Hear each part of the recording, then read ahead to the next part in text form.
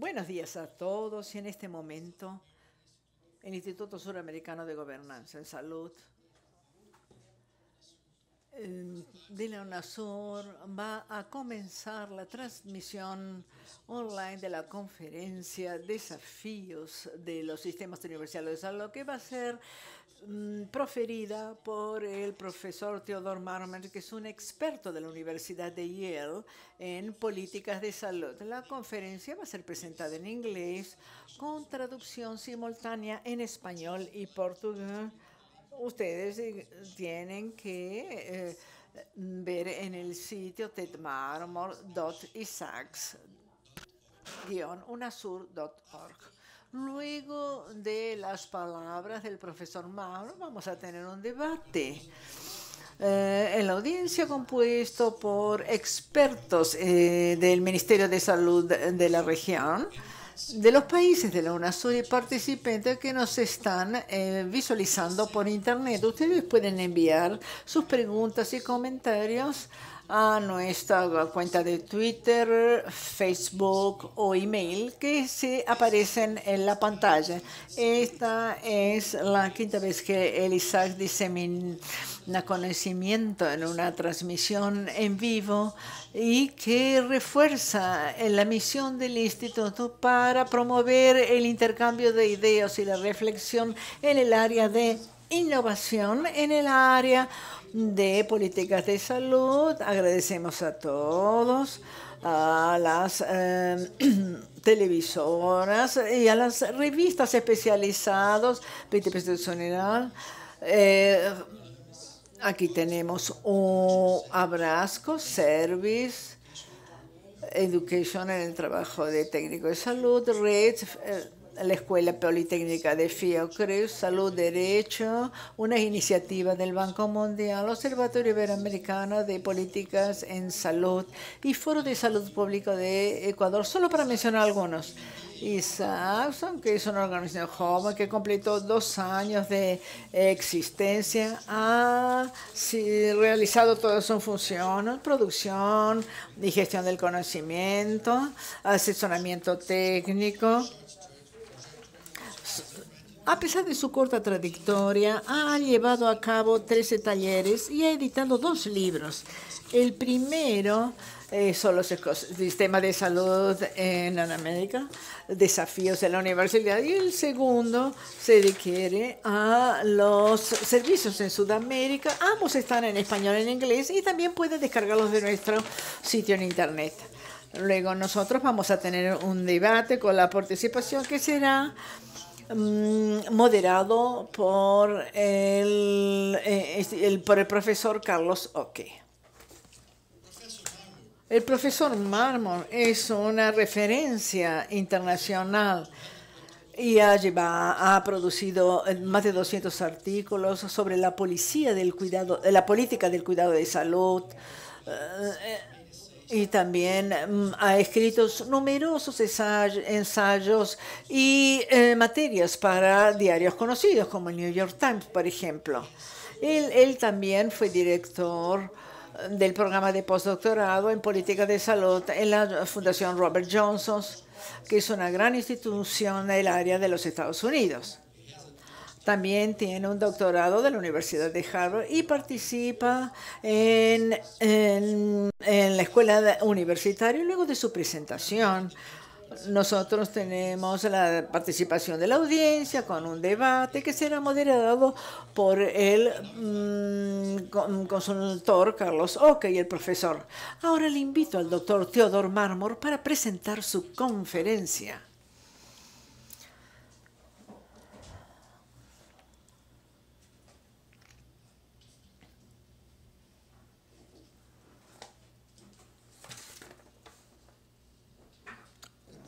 Buenos días a todos.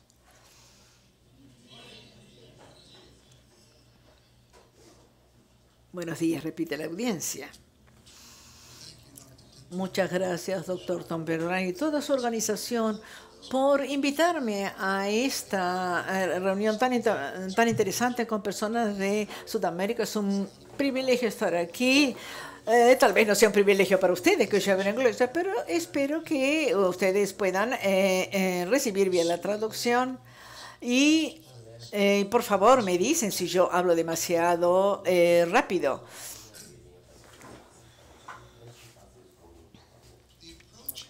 El enfoque que quiero tomar, hacer, efectuar para participar y contribuir en este taller es tratar de resumir lo que me parece ser las lecciones más importantes que he aprendido durante los 40 años de trabajar en el sector de salud, haciendo investigaciones en los Estados Unidos en dos áreas diferentes. Una de ellas, norte y sur, que Estados Unidos y Canadá desde los años 70, y en segundo lugar entre Norteamérica y la Europa occidental.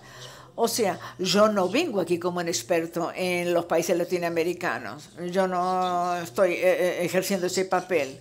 Pero durante todas estas décadas de experiencia yo he tratado de comprender lo que ha sucedido en esos países para describirlo de una manera precisa y cuál es el problema y hacer la pregunta que es crucial para todos los formuladores de políticas. ¿Qué es lo que puedo aprender de esas experiencias que sean utilizadas en mis propias circunstancias?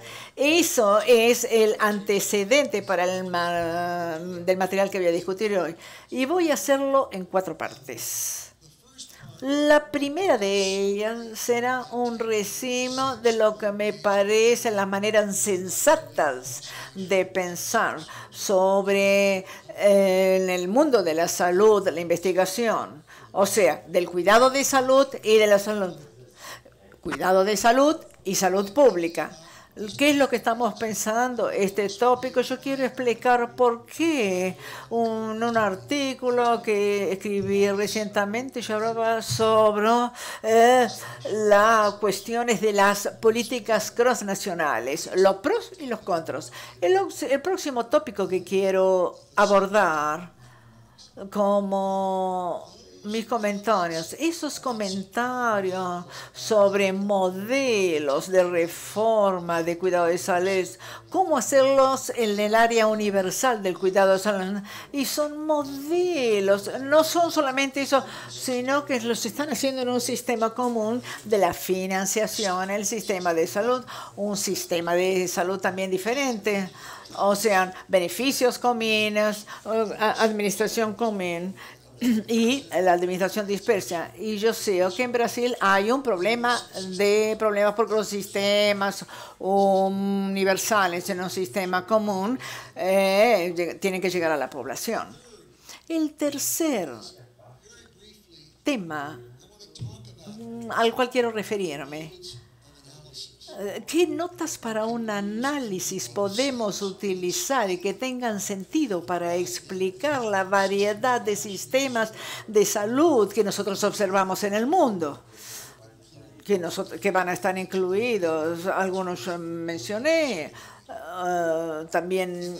Y luego, finalmente, que deseo referirme a hacer alguna cosa que tal vez a ustedes les sorprenda y espero que les interese. Yo quiero tomar algo que no se me pidió hacer y en lugar de tratar de describir y explicar que se refiere la reforma de salud del presidente Obama, no porque ustedes lo necesiten en Perú, en Venezuela o en cualquier otro lugar, sino porque es un caso de prueba muy interesante sobre algunas de las cuestiones que voy a levantar. Hay algunos tópicos, yo sé que ustedes están impresionados, ustedes me van a decir si eso es coadyuva a los sistemas de salud. Una manera de pensar sobre este tema, cuáles son las reglas del juego, de hacer investigación comparativa entre los países. Ustedes piensen en los 5 dedos de una mano.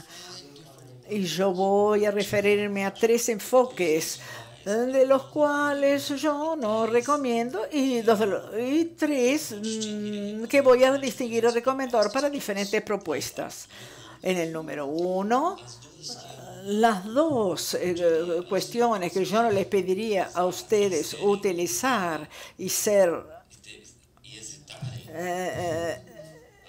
utilizadas, si existen usar, sería la primera que voy a comenzar o que voy a comentar, como que parece una manera que parece hasta inocente, que dice lo siguiente: yo percibo la experiencia de otros países porque deseo descubrir lo mejor, el mejor arreglo, el mejor modelo que existe en el mundo, y aquello que yo encuentre voy a conseguir aplicarlo en mi contexto. Yo eso lo denomino la falacia de trasplante, porque eso nunca sucede, nunca tiene lugar. No se puede trasladar a otro lugar los modelos que están siendo utilizados en otro lugar o en otro territorio, y sentir que puede ser lo mismo. En algunas cuestiones puede funcionar y en otras cuestiones financieras, por ejemplo, que voy a explorar posteriormente. La otra posibilidad o cuestión conectada al plantante ingenuo, a las ideas que usted puede simplemente traer exactamente lo que usted vio para su propio lugar o territorio. En un segundo ejemplo, hasta ahora, sería el opuesto de eso, que formaría una especie de pensamiento intelectual o contraintelectual.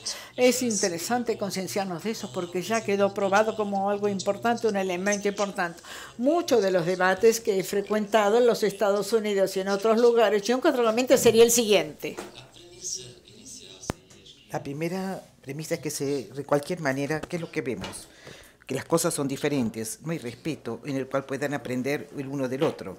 Pero esta premisa dice que siempre, por lo menos, hay aspectos que son diferentes, por lo tanto, por esta lógica, no hay ningún tipo de respeto de que un país pueda aprender de otro país. Y yo déjenme darles a ustedes un ejemplo de esto, cómo funciona. Yo estaba escribiendo sobre también el Seguro Nacional Canadiense de la Salud en los años 90.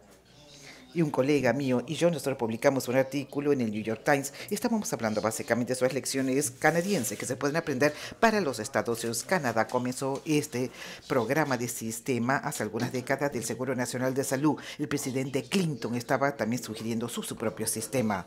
Y un doctor también de White Plains, de Nueva York, también le escribió al New York Times y dijo que cómo es que el profesor Mormon y el profesor Godfrey pueden llegar a la conclusión de que hubiera alguna cosa a aprender de Canadá para los Estados Unidos. O si no, porque él dijo esto, porque esto es lo que pasa, veamos, que el 90% de la población canadiense está localizada entre 100 millas de la frontera con los Estados Unidos.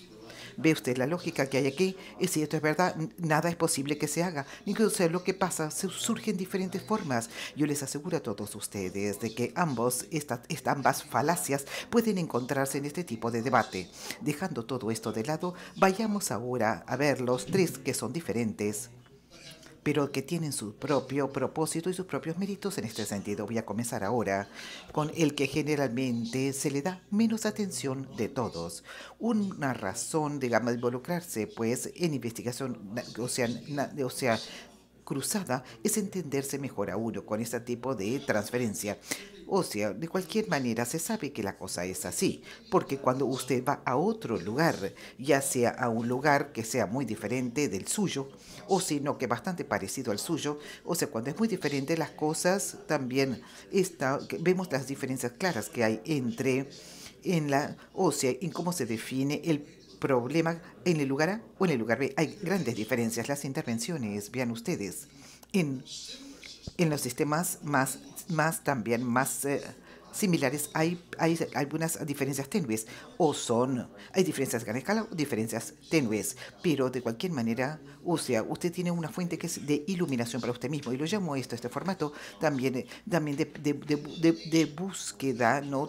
O sea, sin trasplante. y con este cruce. Yo espero de que todo esto, de esta combinación que hay en la utilidad o casi que inútil, le resulte útil a todos ustedes. Bueno, el segundo punto que nosotros podemos decir. Veamos ahora el primer punto, el primer esfuerzo para tener, o sea, eliminación, digamos, y no necesariamente trasplante. Yo ni distinguí, pues si usted va a un lugar que sea muy parecido a su país o lugares que son completamente diferentes de sus países, porque hay diferentes discernimientos que pueden derivarse de ambos. Pero vayamos ahora a ver el segundo punto de las maneras más útiles. Y esto es, cuando nosotros pensamos en cómo proyectarse hacia adelante, cómo un problema puede definirse, cómo podrá definirse en el futuro, o cómo las opciones para abordar este problema pueden definirse también en el futuro, o tratar de calcular los efectos que puedan tener de una propuesta que otras personas hayan actuado y que nosotros no hayamos actuado sobre esa propuesta. El diseño que sea lógico bajo estas circunstancias, lo que podemos llamar nosotros de un diseño de sistema similar. Cuanto más cercanos estén los países a vuestro país, más fácil será también como experimento natural, o sea, el balance que haya contra la extrapolación con los modelos, la extrapolación de modelos teóricos y su propia experiencia histórica. No es que un sustituto para ellos, sino que es un complemento para estos aspectos. También es una verificación para ver también que veamos que el pasado es diferente al futuro y de otra manera en la cual usted tendrá que chequear y verificar sus propias proyecciones. Los diseños de sistemas más similares es una defensa en parte contra, yo me supongo diría, contra el provincialismo explicatorio. Estamos viendo solamente nuestra propia experiencia, no estamos viendo las experiencias comunes. Por tanto, es el segundo punto que yo quisiera recomendar que se estudie.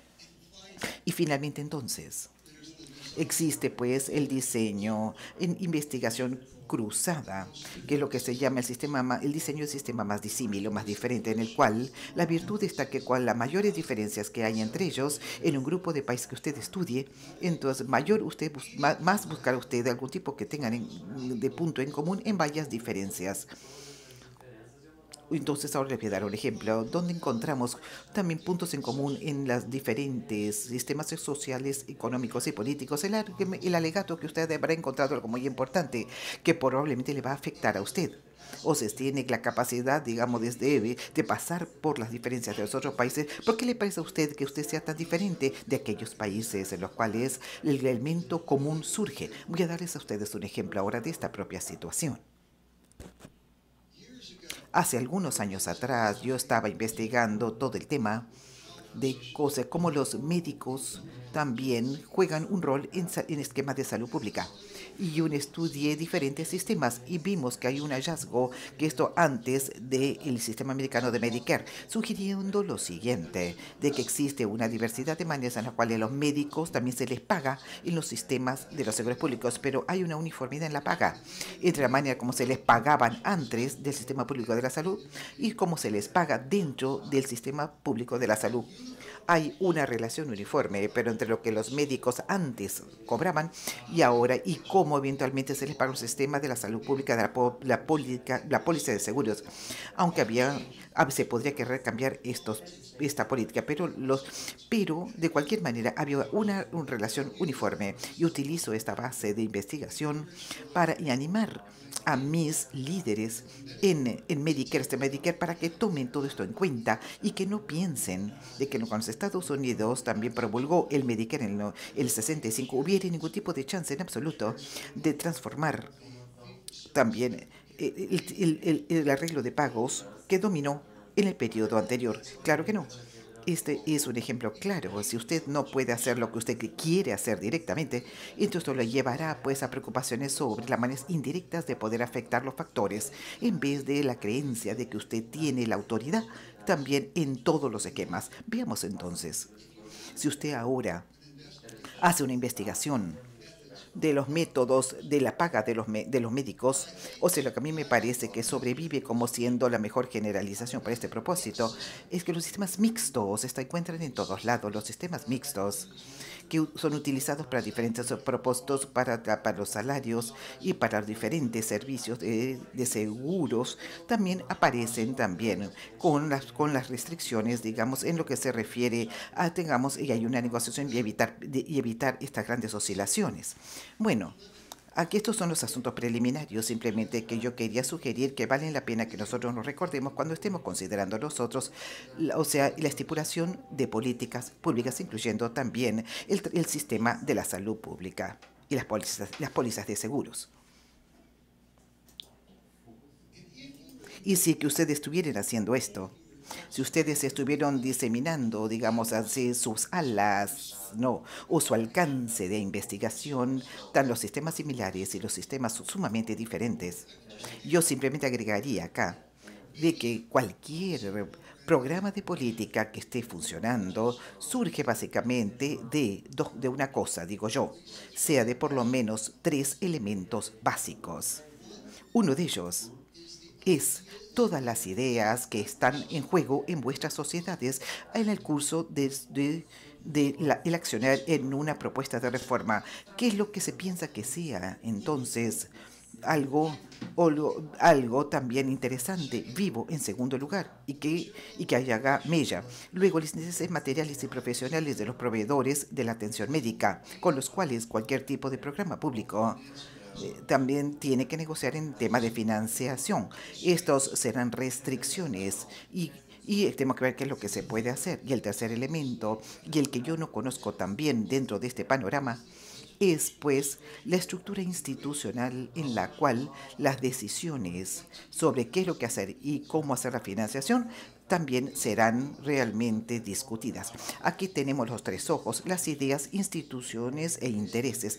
Yo traigo todos estos y es porque son dimensiones básicamente de similitud o desimilitud en lo que se ve a esta investigación cruzada. Y ahora emplearé estos elementos en nuestras discusiones. Yo quisiera ahora, si me lo permiten, volverme más concreto y que podamos discutir en más detalle algunas de las experiencias que yo he hecho también con otros investigadores. Y yo me imagino que ustedes con seguridad esperarán, creo que ustedes querrán saber en los cuales países, qué países yo me he concentrado. Ya dije del comienzo que para mí ha sido Canadá, también Estados Unidos, ¿no? Con énfasis especial básicamente en Europa Occidental y Norteamérica también. Y nosotros, bueno, la fuente de la mayor parte de mis comentarios ahora surgen básicamente de 10 años de conferencias anuales que duraron una semana, entre 40 a 50, con 40 a 50 periodistas, analistas y también legisladores en Alemania, en Holanda, en Canadá y en los Estados Unidos. Y en Inglaterra y también de Australia. Estos han sido los cuales nos concentramos durante 10 años. Hicimos un libro en el 2009 sobre este mismo asunto. Y también derivo de estas experiencias ejemplos que a mí me parece que tienen una influencia directa sobre sus preocupaciones que tienen acá en el Brasil y también en otros países en Sudamérica, sobre el rol también de los seguros de salud pública y los seguros de salud privados y qué experiencia comparativa podemos nosotros hacer y cómo esto podrá ser útil para nosotros.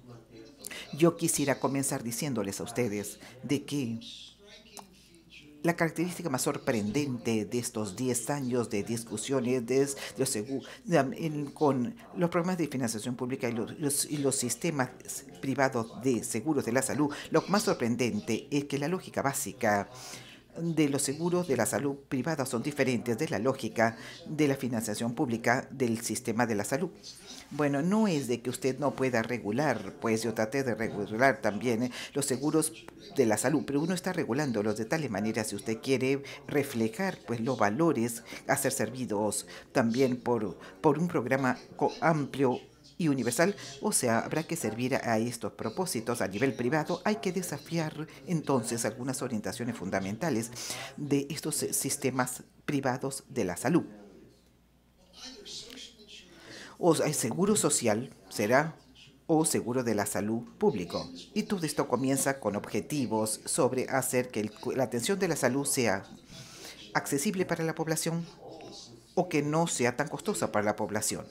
Lo que significa es toda la idea que es producir, o sea, un equilibrio también de las personas enfermas y los proveedores, y sin tener pues barreras financieras entre ambas puntas. Si hubiere barreras financieras, nosotros ya sabremos que lo que pasa, la atención estará asignada con relación a la capacidad de pagar y el deseo de pagar, y no con relación para los servicios y las necesidades médicas de la persona. Este es un postulado. Pero los seguros de la salud privados no comienzan con estos postulados.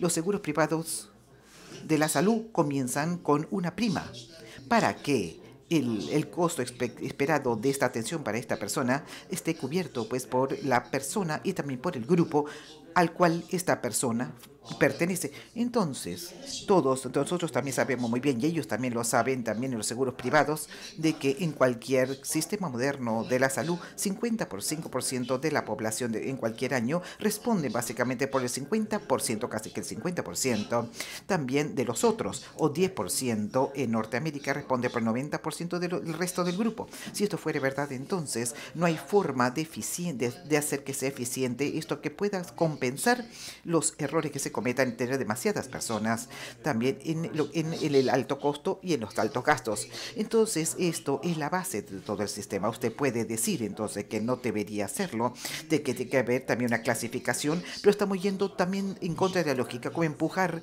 es como querer llevar el agua pues corriente, el cerro arriba. Pero realmente siempre habrá una pérdida. Este es el postulado número 1 también de este tipo de observaciones. Y luego a mí me parece al mismo tiempo que vale la pena que mantengamos esto presente y nos preguntemos, ¿es que hay evidencia que salga de la operación de los sistemas de atención a la salud del mundo que apoyen toda esta propuesta? Y la contestación es que sí lo hay.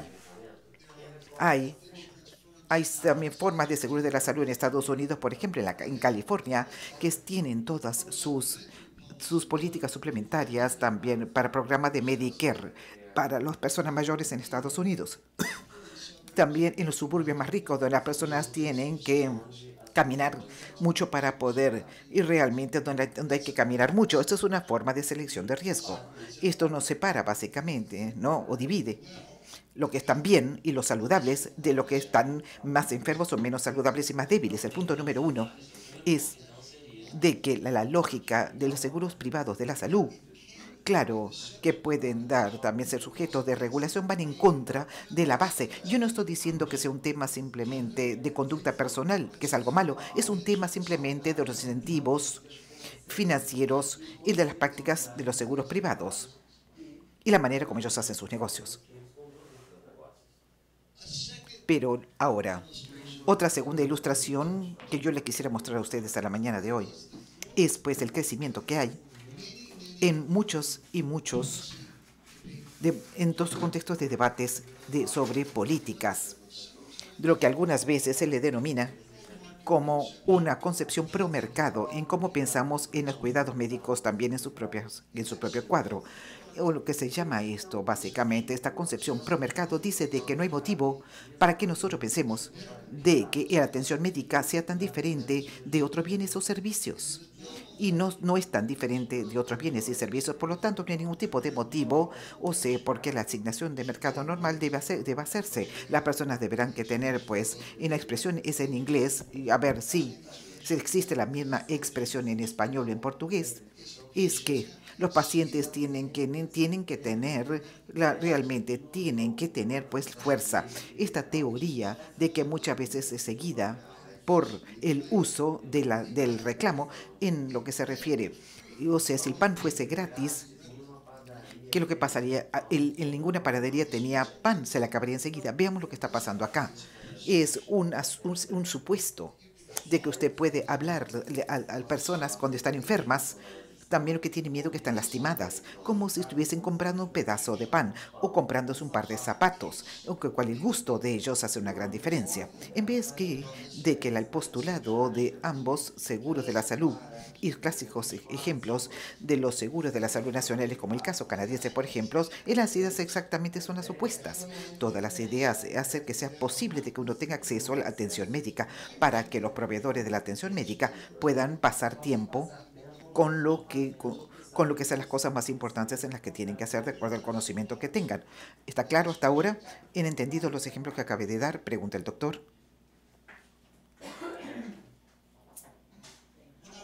Bueno, simplemente lo que quiero realmente es explicarles y decirles que a ambas ideas que yo acabé de mencionarles a todos ustedes, que la economía normal de mercado tiene que aplicarse en atención médica, y dos, también que los seguros privados de la salud están dirigidos a la ocasión del mercado para sus servicios. Bueno, estos postulados muchas veces se llaman en análisis político básicamente de enfoques neoliberales ante la atención médica, o sea, en lo que se refiere a la financiación y la regulación. Y me parece que esto es verdad. Sí, y es lo que debemos enfatizar nosotros, es uno de los 3 puntos que mencioné. Una de las preguntas más importantes en cómo que las cosas podrán funcionar y desglosarse en cualquier país o en una política que fuere, es si es que estas ideas que acabé de llamar neoliberales son dominantes o si están a la defensa. Si son dominantes, entonces habrá un choque entre las concepciones de seguro social o la concepción de un programa de beneficio común. Exactamente porque, o sea, los neoliberales dicen que ustedes tienen que tener tantas variaciones como haya personas. Las personas tienen que poder escoger la atención médica que ellos quieran que se les cubierta, que se les cubra. O sea, realmente una cosa uno no puede saber es cuáles serán sus circunstancias médicas, exactamente lo contrario de otras áreas. Usted no sabe lo que le va a pasar. Y ahora sencillamente déjenme que les dé a ustedes un ejemplo sobre otro ejemplo empírico concreto.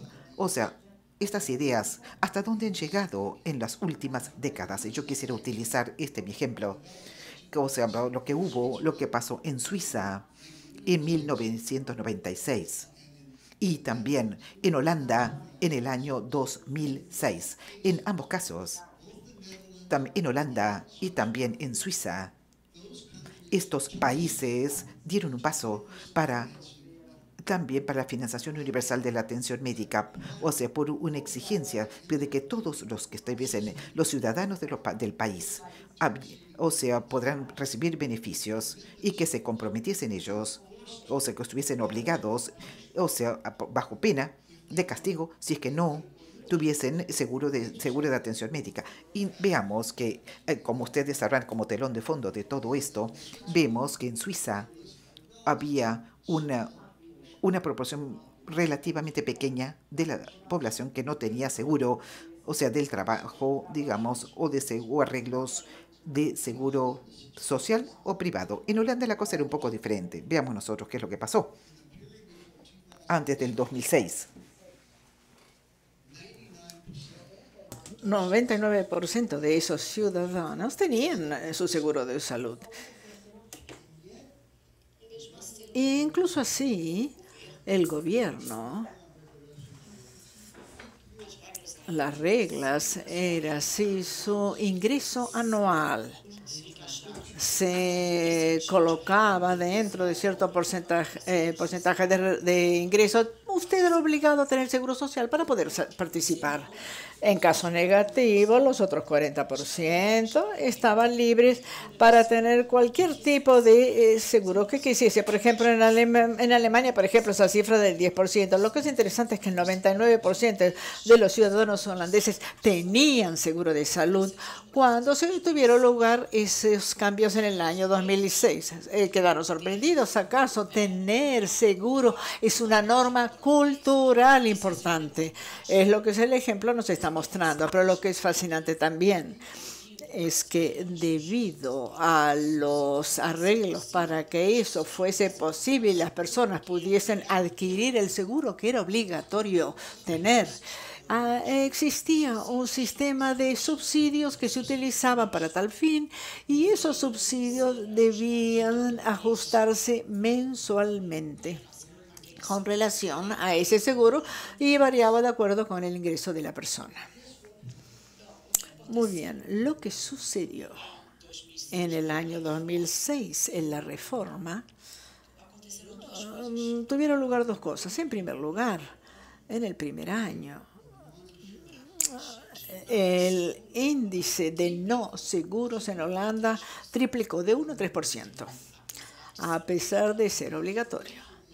Y la explicación para ello es que las vidas de las personas son complicadas, especialmente quien tiene problemas de trabajo. Y entonces ellos quedaron atrasados en sus pagos o pararon de pagar. Y las compañías de seguro que vendían esos seguros tenían que eliminarlos del seguro. Resultado de todo ello, hubo que hacer acuerdo particular entre gobierno y aseguradora para que no coloquen tanta gente fuera del sistema y mantener así los subsidios a niveles o en niveles que podrían proteger al gobierno de la vergüenza de ver ese número triplicado. En los primeros 6 meses también sucedió lo siguiente. Esa política que era para ser justificada por su capacidad de control de la inflación y el gasto con los seguros médicos, se produjo un aumento en el índice de esa inflación médica de 8 para 12% en el primer año de operaciones. Entonces, ni en la cuestión de control de costos, ni en la cuestión de la simplificación, fue suficiente para alcanzar los objetivos, pero nunca sabemos bien lo que aparece en los medios, no, esa historia que no se cuenta, también coincide con la experiencia de Suiza. Holanda y Suiza aumentaron la tabla de gastos, están gastando casi el máximo de la cobertura de la OCDE. Yo utilicé estos dos ejemplos como una manera de, como cuidados a tener en cuenta sobre las experiencias relatadas o provenientes de otra manera de decirlo, sería preguntar a la platea cuántos aquí sabían sobre esa experiencia suiza y de holandesa en la última década. Nadie, ¿no es cierto? Entonces, ustedes podrán imaginarse también cómo ustedes podrían ser victimizados por un vendedor. Piensen como si fuese un médico que venía alguien a tratar de aplicarles una vacuna contra una enfermedad con falsas reivindicaciones. Me parece entonces que en este último punto nosotros podríamos aprovechar e enfatizar una vez más la importancia de la descripción correcta de las experiencias de otros países como siendo un prerequisito para así poder extraer lecciones de tales experiencias.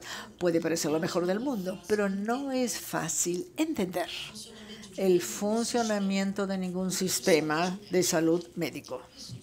Esto tiene implicaciones, especialmente en lo que hace a ustedes que forman parte de esa máquina de pensar, de ese think tank. Siempre que la agenda está investigando, en base a mi experiencia, yo les diría que la mejor forma es la cooperación entre los diferentes peritos y expertos para que discutan las mismas preguntas y revean preguntas o respuestas que no son comunes a partir de las experiencias de personas importantes, en vez de tratar de ver toda la investigación de un lado solo o por un lado solo. Cooperar, hacer una investigación colaborativa entre especialistas a fin de lidiar con lo que me parece que es un problema tan serio, que saber lo que es verdad antes y poder extraer conclusiones de todo eso. Al final de 10 años, nuestro grupo, la última sesión, la conclusión fue entonces que nos quedamos muy sorprendidos cuando nos espantó la experiencia de otros países, cómo nosotros aprendemos con la experiencia de otros países, cosa que no hubiese ocurrido si no hubiésemos realizado esa investigación en cooperación, en colaboración.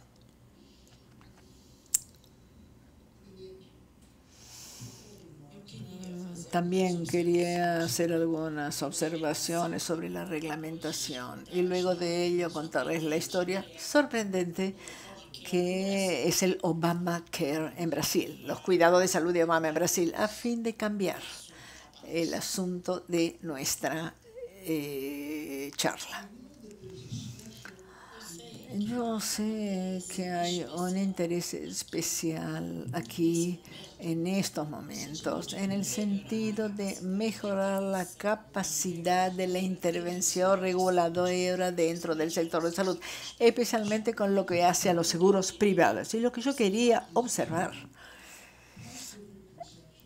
son dos concepciones diferentes de aquello al que nos referimos cuando hablamos de regulación. Una manera de pensar en esa reglamentación la identifica con una organización separada de la autoridad reguladora, de una independencia entre los programas que financian la atención médica y aquellos que investigan si los médicos y hospitales y seguros están cumpliendo lo que combinaron. Una autoridad separada y la reglamentación del sector separados de la financiación, de la parte financiera. La distinción que deseo realizar entre eso, por un lado, y las reglas y reglamentos o regulaciones que las compañías que financian la salud no son la misma cosa. La autoridad reguladora, tal vez, por la capacidad financiera, apoye de seguimiento, capacidad de seguimiento de tal manera que una autoridad externa reguladora no esté tan bien equipada de utilizar esos signos financieros. Lo que yo quería mencionar, porque es que me parece que si nosotros conocemos mejor la reforma o la experiencia de reforma del presidente Obama, puede tener importancia para cuando ustedes piensan en el diseño de las políticas de intervención o incluso en el estudio de las intervenciones entre varios países, como es el caso aquí de este taller.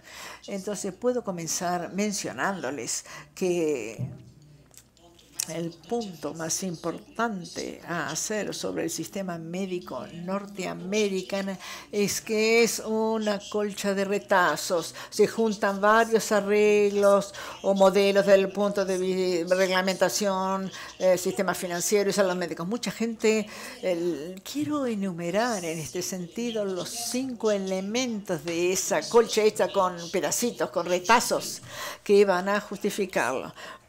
Para comenzarla.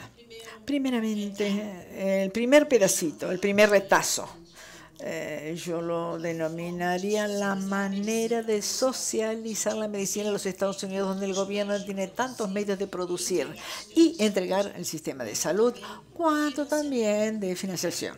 Entonces, la propiedad y la financiación, que es la manera de socializar a la medicina. Esos grupos son los veteranos norteamericanos que poseen un hospital conectado o vinculado a un sistema de un hospital de enseñanza, un hospital escuela, por ejemplo, que también tiene casas de salud.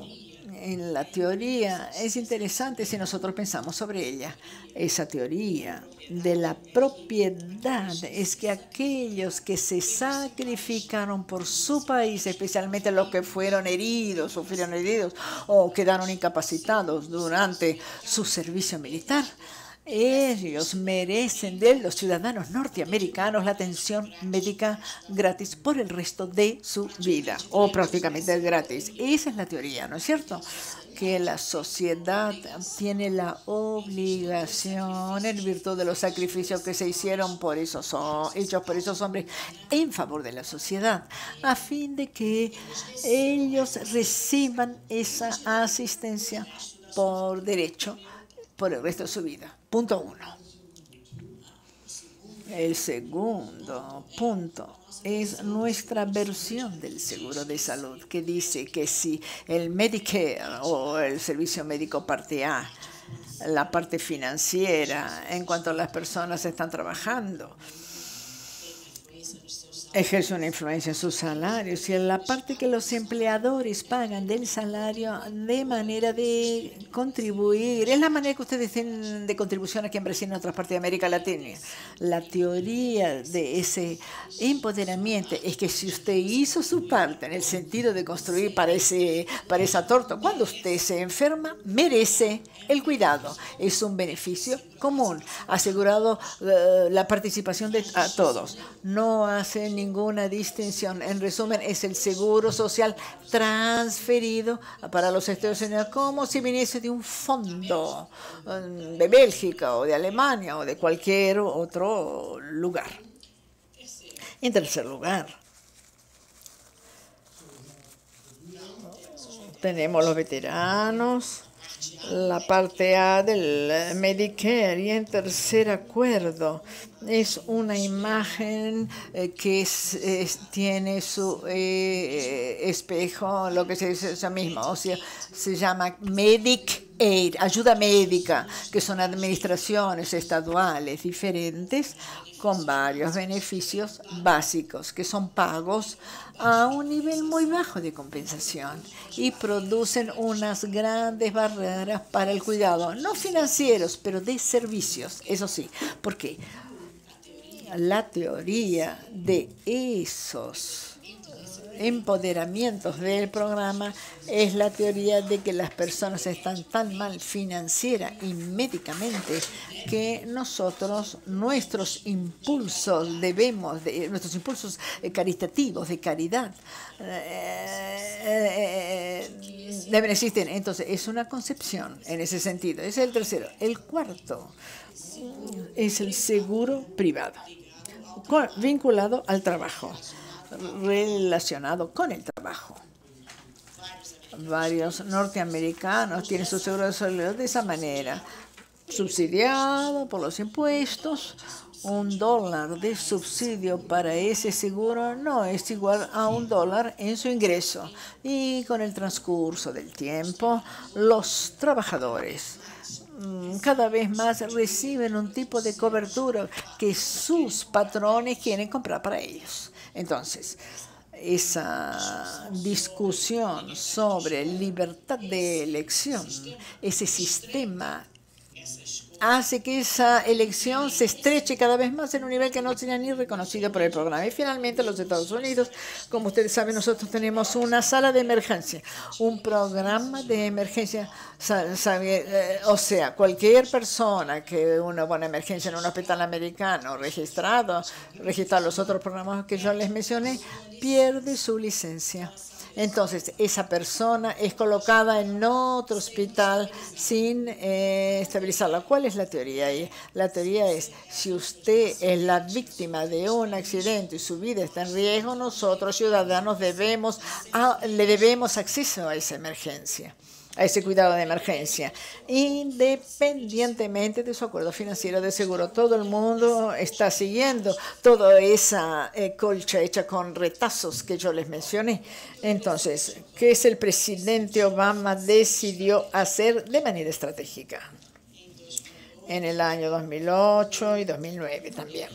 Él decidió estas cosas. Primero, decidió que la compensación del Congreso cuando él era candidato y después como él le pareció que sería la compensación del Congreso asumió, él consideró, con base en la experiencia del presidente Clinton, le pareció o consideraba que el Congreso tuviese el poder, nunca aumentaría el programa Medicare para todo el mundo o para la mayoría.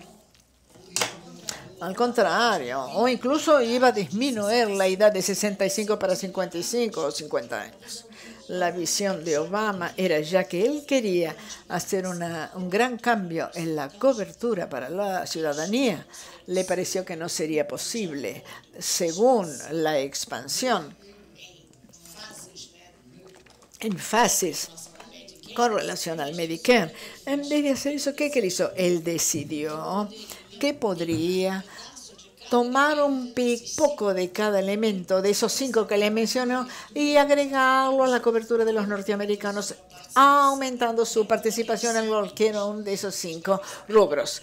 Usted debe saber que enfrentamos una situación donde en cualquier momento 50 millones de norteamericanos, de los 320 millones, quedarían sin seguro. Y aún lo que es más importante, cerca de 90 millones de norteamericanos durante un periodo de 2 años experimentaría una hora en que quedarían sin seguro, ya que estamos gastando $8.000 per cápita para la atención médica. Entonces, por ende, las familias estarían quebradas, arruinadas en lo que hace al sistema de salud. Entonces, ¿qué hizo? Él hizo acuerdos con las industrias farmacéuticas para pidiéndoles bajar el precio de las medicinas, también con la industria de seguros, otro acuerdo para que parar de discutir con lo que él estaba firmando, y él entonces aumentaría la participación de las mismas en el sistema, obligando a que los norteamericanos que no estuviesen asegurados fuesen obligados a tenerlo, y eso sería más fácil a través de los subsidios para desarrollar a través de nuestros impuestos. Al mismo tiempo abrazó la idea, 3 ideas con relación al control de costos. Él se refirió sobre ello, pero no de una manera muy convincente. La primera de ellas sería hacer de la prevención a lo más atractivo para los seguros, atrayendo las reducciones, y la inflación no iba a aumentarse con ello debido menos a cuestiones y menos procedimientos.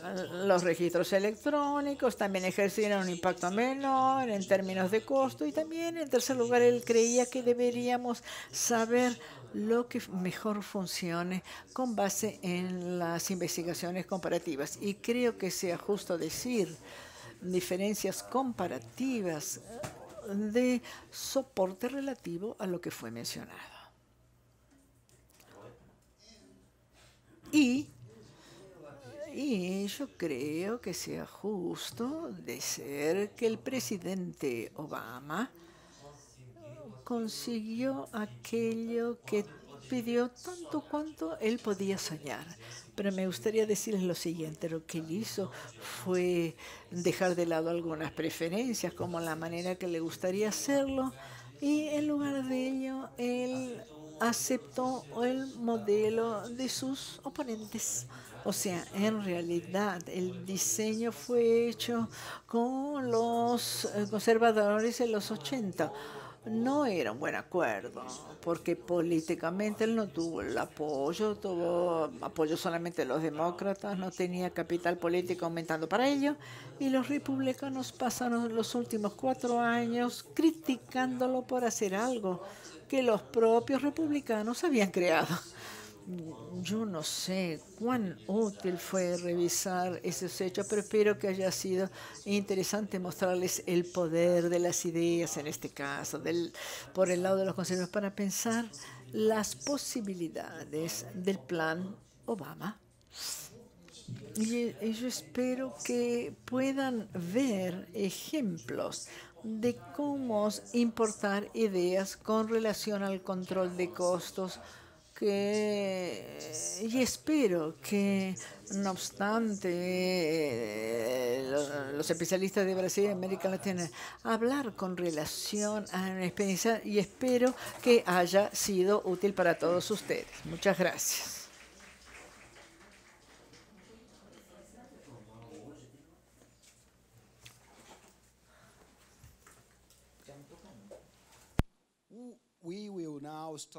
Ahora vamos a comenzar el debate y recibir las preguntas de los participantes del taller. Y para aquellos que nos están viendo por la internet, ustedes pueden enviar sus comentarios y preguntas a nuestra dirección de email, a nuestra cuenta de Twitter y a nuestra página de Facebook, que ustedes están viendo en la pantalla, cuyos detalles se están viendo en la pantalla. ¿Preguntitas? ¿Hay alguna pregunta? Tenemos algunas aquí. La primera pregunta viene de Perú, profesor Mármol. En el pasado, la propuesta de competencia gerenciada orientó algunas experiencias de reforma en Sudamérica. En términos globales, doctor, ¿cómo evalúa usted esta propuesta en la actualidad? La pregunta sobre la competencia no gerenciada. Oí la pregunta, ¿me pueden escuchar? Dice el doctor. Sí. Bueno, la primera cosa que puedo yo decir es que la expresión competencia gerenciada realmente un oxímoron, o sea, que no tiene significado. No gerenciamos nosotros la competencia, regulamos la competencia, mejor dicho, bien o mal, y no gerenciamos los recursos, también bien o mal, no importa. Y también, o sea, entonces, si nosotros juntamos esta expresión, o sea, ¿cómo de repente engaña a las personas todo el tiempo? O sea, está sugiriendo en este caso de que la competencia entre las firmas de seguros también, con las reglas, podrían producir resultados para los cuales tú no pueden darte pues, las evidencias, excepto en circunstancias muy inusuales, como por ejemplo con grupos especiales de médicos y hospitales, por ejemplo. En el esquema que tenemos en California, o el Group Health, por ejemplo, en Minnesota también, porque, bueno, esto forma parte de un problema mucho más general del lenguaje que nosotros utilizamos. Creo que sería útil, quizás. Carlos, ahora si hablo mucho, por favor, párame, ¿sí? Pero, si hablo demasiado, párame. Pero tanto en Suiza como también en Holanda hay aquellos que podrán describir lo que ellos hicieron, o sea, este sistema obligatorio, como competencia gerenciada. Pero como no están gerenciando, sino que la están regulando la conducta de los seguros de salud, hay una cosa también que está restringiendo el rol básicamente de la regulación. O sea, y el privado querrá hacer lo que él quiera. O sea, no pueden rehusar el acceso al seguro a las personas. No pueden rescindir el seguro de las personas. Todos estos son las regulaciones necesarias para que haya un rol para los seguros privados. Ahora, si es que sí o si es que no, la experiencia de la inflación en ambos sistemas, en Holanda y en Suiza, da cualquier tipo de apoyo para, suponiendo de que las reducciones en casos de seguros provienen de la competencia regulada. Yo no creo que podamos encontrar la evidencia que soporte esta premisa. Entonces, o sea, mi generalización sería pues que el lenguaje en sí es engañoso. Déjenme que yo les dé a ustedes otro ejemplo para que ustedes me entiendan más claramente. Bueno, notemos nosotros el truco siguiente. Si yo digo, por ejemplo, de que mi compañía, ¿no? En Nueva York es una empresa pues de cuidado gerenciado, o que mi seguro es un sistema integrado de entrega de servicios. O sea, vean ustedes, pues, de esta manera como yo digo las cosas. Yo estoy definiendo también la etiqueta, ¿no? de mi lenguaje, de tal manera de que yo por definición lo estoy elogiando a mi sistema. Es lo que se llama, pues, en la filosofía del lenguaje, también definición persuasiva. Definición persuasiva es una de que cuando usted sabe cuál es la definición, cuando usted sabe lo que es la definición, usted ha persuadido a pensar de que es positivo. ¿Cómo podemos ver todo esto? Bueno, supongamos nosotros palabras, digamos, en una columna, o sea, sistemas integrados de entrega, cuidado gerenciado y así sucesivamente. Y luego Aquí en la mano derecha, por el otro lado, nosotros tenemos algunos ejemplos de lo contrario de esta palabra. Entre cuidado gerenciado, lo opuesto, el antónimo, sería cuidado no gerenciado. ¿Cuántos de ustedes están a favor del cuidado no gerenciado? Nadie, por supuesto. Nadie celebra el cuidado no gerenciado. Pero vemos el engaño que hay del otro. Digamos que el cuidado, la atención, definición está gerenciada. Es porque llamamos cuidado gerenciado. ¿Cómo lo sé? Porque acabé de decir lo que es cuidado gerenciado. Es un círculo, ¿se dan cuenta? Lo mismo pasa con sistemas integrados de entrega. Perú está a favor de los sistemas desintegrados de entrega de servicios médicos. Claro que no. Y vean ustedes otro truco también que se está jugando. Realmente tratando de ser aquí un generalista, ¿no? En general, lo que yo digo, veamos lo que pasa ahora cuando yo hago que, cuando cambio la descripción, o si fuese una compañía involucrada en la gestión de atención médica. Es esto lo que es. Es lo que es realmente lo que nos ocupa el día de hoy. Esta es el área, esta es la industria en la que él se encuentra. La gestión, digamos, de la atención médica. Este es el negocio. Noten que yo no dije absolutamente nada que pueda sugerirles a ustedes de que es bueno, que está bien gerenciado o mal gerenciado, no importa, es solamente gerenciado. De la misma manera, cuando yo digo que estoy interesado en atención coordinada, mi compañía es una compañía de atención coordinaria. ¿Cómo va a estar coordinada la atención a la salud? No sabemos. Bueno, parte de todo esto es, digamos, es el lenguaje del marketing que viene con la expansión de las ideas. Bueno, esto es la gestión como pasó en las últimas décadas, que forma parte de la diseminación de las ideas neoliberales que mencioné. Es una diseminación a través de convenciones lingüísticas y no evidencias ni argumentos. Muchísimas gracias, profesor. Bueno, aquellos que quieran hacer algún tipo de pregunta o comentario, mándenselo a Renato y a Beatriz, que están sentadas acá en la parte delantera de la sala. Bueno, yo voy a leerles dos preguntas más, profesor Mármol. Nosotros recibimos muchísimas preguntas de Bolivia, de Chile, de Brasil. La primera pregunta del profesor Noroña. ¿Tres preguntas juntas me van a hacer? ¿Tres? Bueno, si no le importa. Bueno, del profesor Noroña. ¿Sí? De Alarmis de Brasil. Él está preguntando, o sea, ¿cómo va a sobrevivir Obamacare? ¿Será que Obamacare va a sobrevivir la composición del Congreso norteamericano?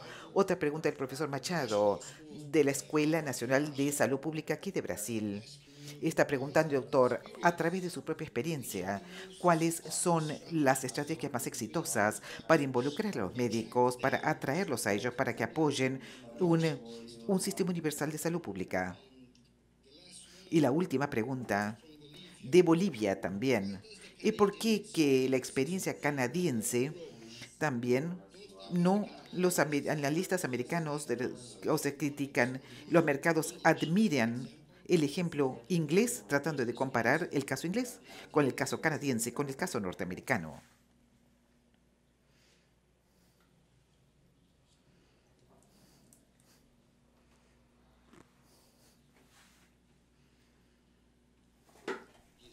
Sí, profesor. Ahora usted puede contestar, por favor. ¿Está funcionando el micrófono? Sí. Bueno, si entendí la respuesta bien, fue hecha en inglés. Un miembro de la platea está muy interesado en lo que va a pasarle, pues, al plan de Obama, ¿no es cierto? Por lo que me preguntaron. Claro, yo no sé cuántos otros están interesados, pero les daré la mejor respuesta que yo pueda dar. Es medio que adivinando. En primer lugar, sobre la pregunta si es que esta amplia escala de ley, que es bastante desilusionadora, que ha tenido una implementación muy difícil, como tal vez ustedes hayan leído en los periódicos, y todavía de los 50 millones de norteamericanos que constituyen pues los no asegurados, alguna cosa de más o menos 8 a 10 millones fueron cubiertos después de casi 4 años. Esto es, bueno, en algunos sentidos, esto es una experiencia desalentadora para algunas personas que pensaban de que nada fuera posible encontrar algún tipo de virtud y algo bueno en esta experiencia, pero seguro hay complejidad en la implementación verdadera. De cualquier manera, no hay ninguna chance de que la legislación como un todo también se la borren del todo. Y esto que o sea, nosotros vemos al lado institucional, debido al sistema de veto del gobierno federal norteamericano, el presidente puede parar una ley y como para que y para se le puede votar y para eso precisa 2/3 de los votos del Congreso y esto es demasiado alto este número. No es una barrera demasiado alta como para poder tenerlo así, inclusive con los que ahora pues hay menos demócratas en el gobierno. Yo me supongo que la manera como se los pongo es instituciones políticas norteamericanas en términos generales también realmente se disemina la autoridad política entre el Poder Judicial, en el Ejecutivo y también entre las dos cámaras del Congreso. Luego, y esto también es difícil hacer cambios debido a las muchas partes que los pueden parar, pero irónicamente hablando, lo que ha llevado a que Obama adoptase un plan que que a él no le gustaba tanto era que él pensaba de que permitiría que él pudiese ir por arriba de estos puntos de veto. E irónicamente veamos de que va a parar, pues iba a hacer va a hacer lo que pasa es que esto lo va a parar y lo va a congelar.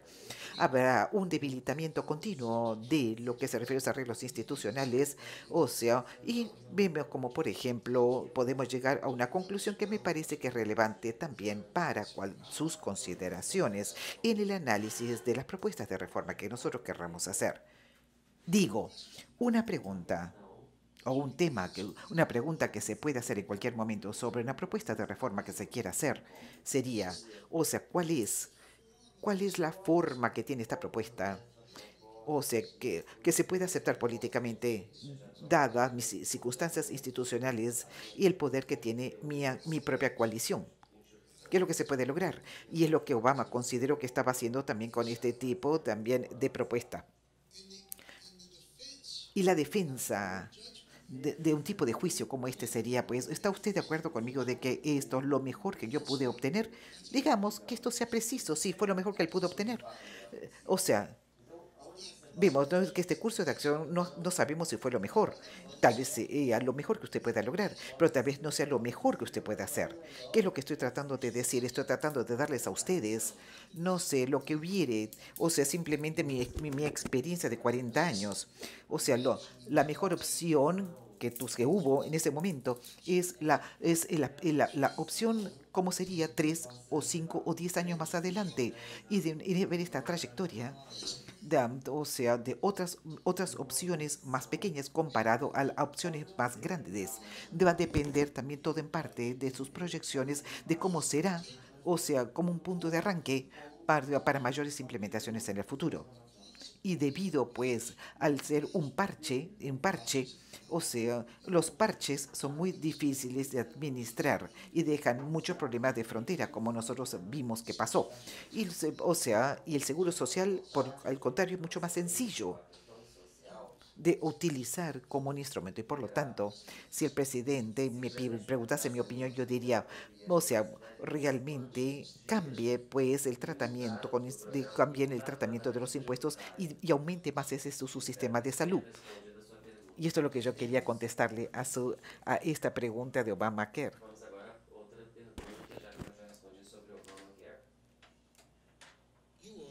Usted, entonces, ustedes que están en la internet, hagan sus preguntas, por favor, manden sus preguntas. Déjenme que haga otra pregunta, profesor. No, me falta responder las 2 y 3. No puedo entender mi letra, pero me falta contestar las preguntas. Entonces, continuemos. Y después usted puede contestar. ¿Le parece bien, profesor? No, ya no. No, ahora no le parece.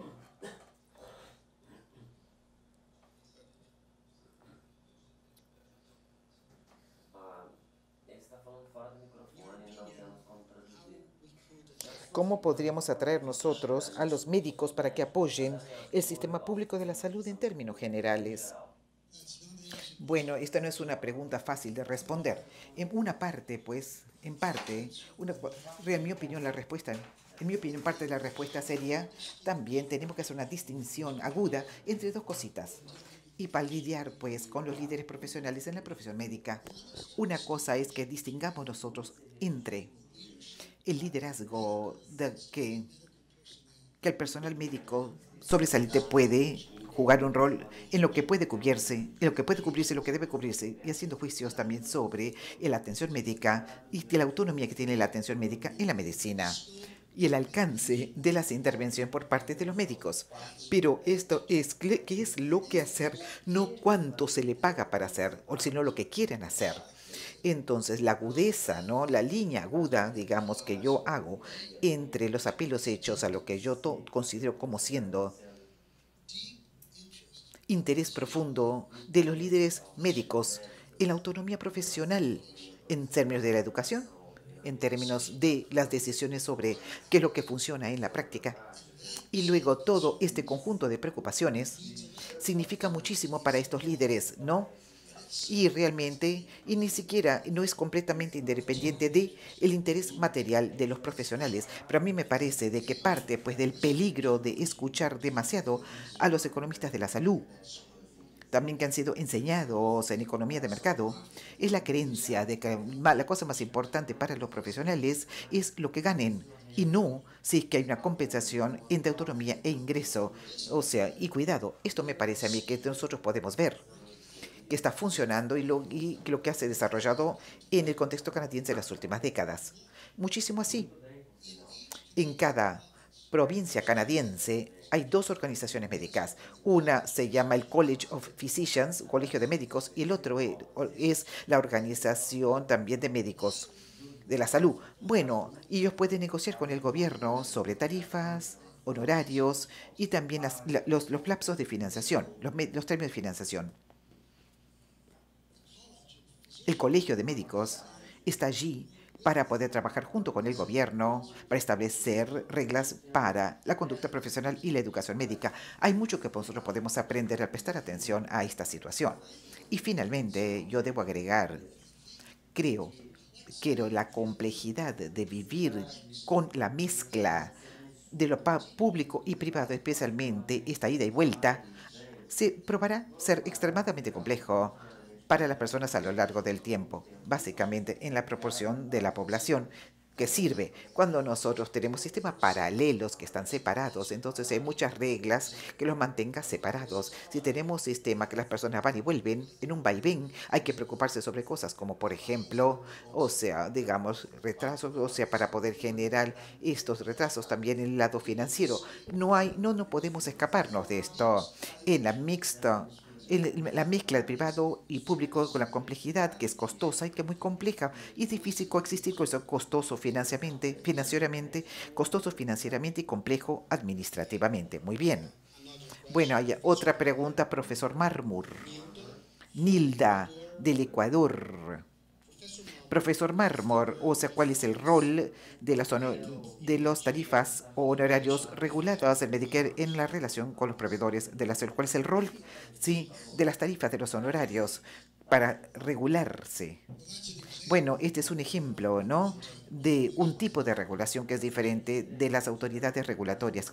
Bueno, las reglas de este juego forman parte de la negociación que se hace entre los profesionales y el pagante. Yo debo decir que la lección más importante que podemos aprender de la historia de las disputas sobre tarifas y honorarios y cargos es que los ingresos de los médicos y los ingresos de otros proveedores de atención de la salud, comenzamos también con los médicos, ¿no?, en este esquema de servicios y la cantidad de actividades en las cuales se incorporan, ¿no? De ahí viene su ingreso.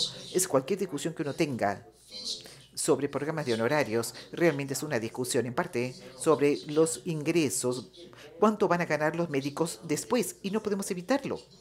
No hay manera. Como si tal vez yo pueda hacer la analogía con mi propia experiencia al lidiar también con las unidades, también trabajo en las universidades. Yo nunca vi un decano que me pague lo que yo valía. Un decano de universidad nunca me pagó lo que yo valgo.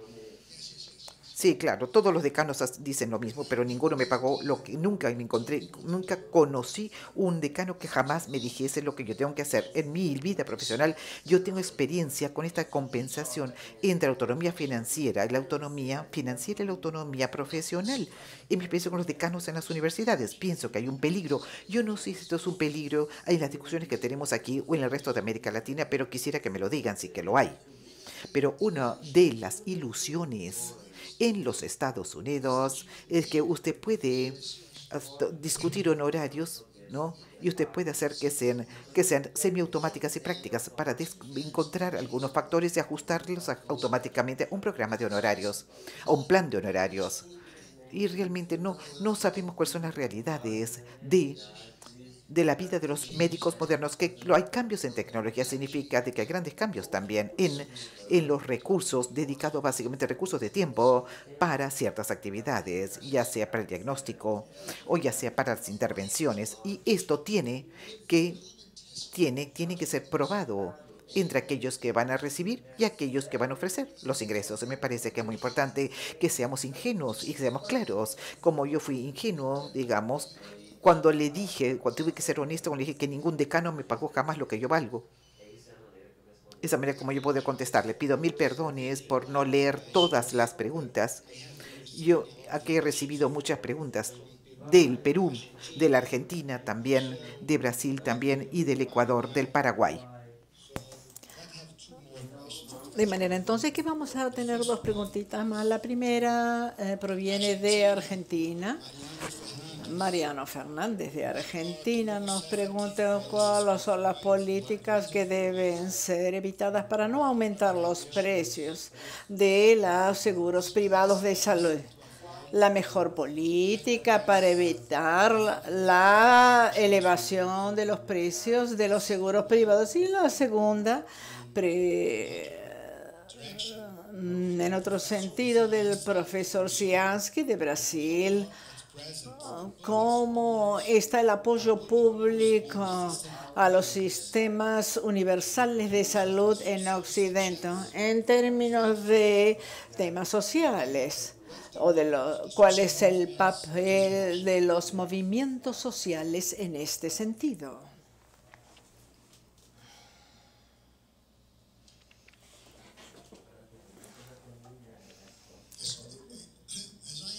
Como yo, si entiendo bien la primera pregunta, que es, ¿qué pueden hacer los gobiernos que pueden afectar los precios y el volumen de los servicios? La manera de hacer algo esto es la regulación de OP, que usa la autoridad pública para poner en vigencia la conducta de precios a ser efectuado.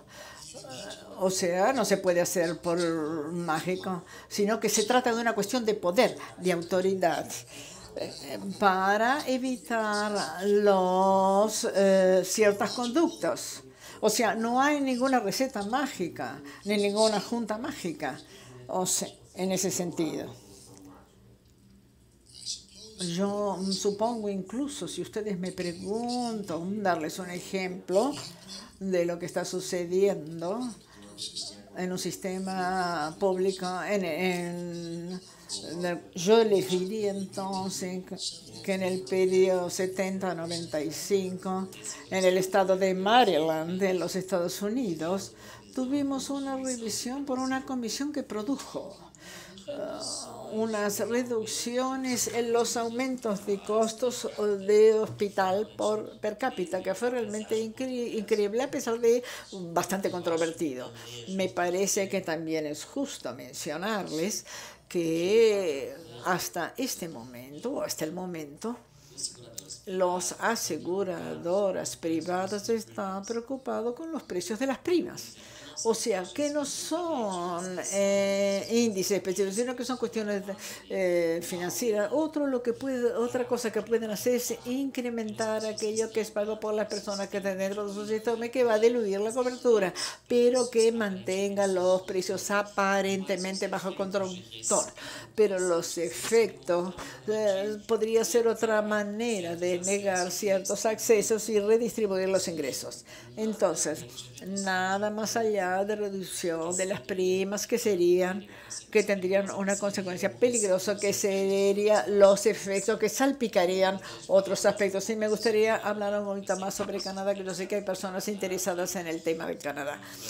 Pero voy a dejar eso para cuando estemos próximos al final de este formato no común de nuestra reunión, cuando yo respondo a preguntas que yo no pueda ver.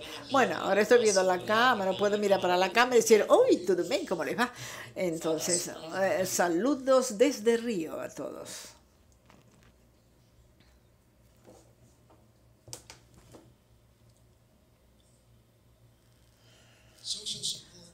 El apoyo social para la salud pública. Déjame hacer una calificación en este sentido.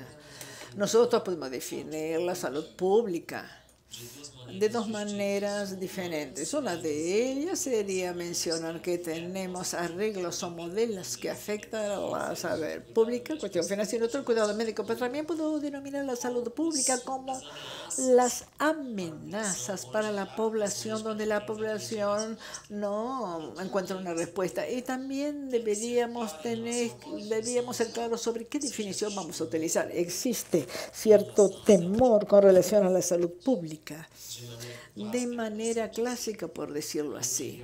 Y yo diría, por ejemplo, una cuestión del pánico del ébola en los Estados Unidos. Eso tal vez pueda conectarse con la cobertura mixta de los servicios médicos, o el medio de si alguien llega a tratarse de ébola en el hospital, si está en cuarentena, que puede ser sumamente caro si no tenemos cobertura en esos casos.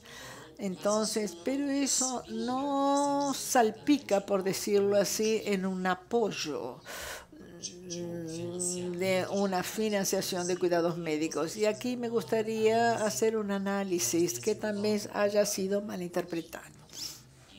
Y eso será relevante cuando les mencione del caso canadiense o británico o cualesquiera otro en los territorios europeos. Dos justificaciones separadas para la financiación amplia de los cuidados médicos que sea universal.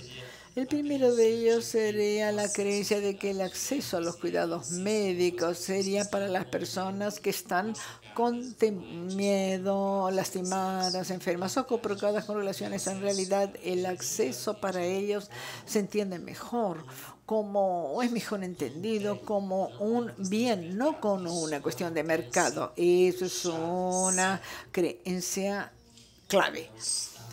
Los argumentos de base que está por detrás de la cobertura universal holandesa, la creencia central del programa del Canadá para médicos, hospitales y seguros.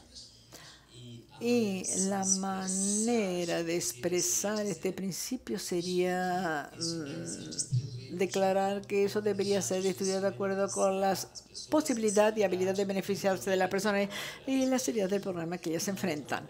Otra manera de distribuir o de asignar eso sería sobre la base de cuántas personas están dispuestas a pagar al Estado. Entonces, ¿cómo esa distinción ayuda a explicar por qué el sistema canadiense es el programa más popular actualmente? El actual, ¿no? El programa actual. Cualquier persona que trate de cambiar eso va a encontrar problemas políticos en cualquier provincia del Canadá. Tendrá grandes dificultades en hacerlo. Yo traje eso a flote para distinguir eso del caso de la salud pública clásica, que es el problema de tener consecuencias externas y de no estar participando en el comportamiento en cuestión. O sea, son cuestiones conectadas a conductas. Pero lo que estoy tratando de evitar es el colapso de ambos programas. Y yo diría que, en contrario de aquello que muchos piensan, existe algo con relación más o menos 2/3 de los americanos expresan apoyo a los 5 principios del sistema del Canadá. Si no, pregúntele, usted describe las características, los proyectos canadienses, 2/3 de los norteamericanos consideran y lo apoyan. Y 3/4 de los canadienses también. Entonces, cuando se hace una consulta, una investigación neta, usted obtiene resultados que muestran que no todos los americanos, pero muchos de ellos que viven en Texas, por ejemplo, no están a favor de ella. Hay una corriente liberal diferente por parte de la sociedad, pero de manera general casi todos son tan pasionales como los canadienses, así como los ingleses. Y nosotros no tenemos esa experiencia, pero hay un buen análisis. Estamos recibiendo muchas preguntas debidas a la relación público-privada, especialmente de la Internet. Yo le voy a formularle algunas, doctor. 2 de ellas. La primera, profesor Marmor, hay experiencias exitosas en la introducción del sector privado, donde los principios de equidad, solidaridad y universalidad no se vean afectados. O sea, ¿sí hay experiencias que no se vean afectadas? Sí. Yo creo que habría una buena declaración para hacer en ese sentido, que en ambos, en Holanda, así como en Suiza, los elementos fundamentales de solidaridad entre aquellos que poseen un ingreso mayor y aquellos que tienen ingresos menores son de cantidad considerable, y ese valor fue retenido a través de reglamentación, pero retenido a través de una reglamentación hecha por reguladores con mucha experiencia, con décadas de experiencia en hacer de ese tipo de reglamentación. Y lo que tenemos que tener cuidado es que la lógica básica del sector privado no pueda dominar los sistemas con cuestiones técnicas o técnicas a ser utilizadas. Yo creo que en el caso del contexto canadiense, eso es verdad. Y me parece que usted, con reguladores experientes y llegando a consenso con relación a la protección contra las cuestiones financieras de los más débiles, es posible, aunque ese proceso sea difícil. Pero lo que más me preocupa sería certificar que todos sepan que es difícil, pero no imposible. Siguiendo esa línea de pensamiento que ya quedó demostrado como el proyecto más exitoso en Europa y Canadá, en el sentido de limitar o minimizarse los efectos de desigualdad creados por el sector privado en el sector de salud.